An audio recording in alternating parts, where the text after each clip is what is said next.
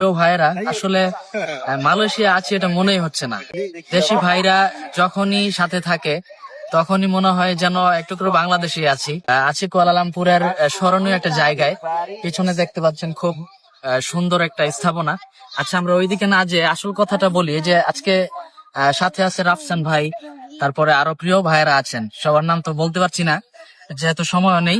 ভাইয়েরা এই যে আজকে ফুচকা নিয়ে আসছে, একসাথে আমরা একটু পরিবেশন করব এবং আজকে একটু ফুচকার টেস্টটা দেখবো যে আসলে কেমন হয়।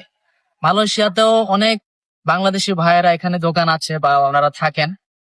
আজকে হঠাৎ করে ভাইয়েরা বললো, বিশেষ করে রাফসান ভাই বললো যে ফুচকাটা একটু ট্রাই করে দেখেন, তো সেজন্য ফুচকাটা এখানে নিয়ে এসে আমরা ভাবলাম যে দেশি ভাইয়েরা আমরা যারা আছি আমরা একসাথে একটু কিছু সময়, কিছু ভালো কিছু টাইম, ভালো একটা সময় যেন আমরা একটু কাটাতে পারি।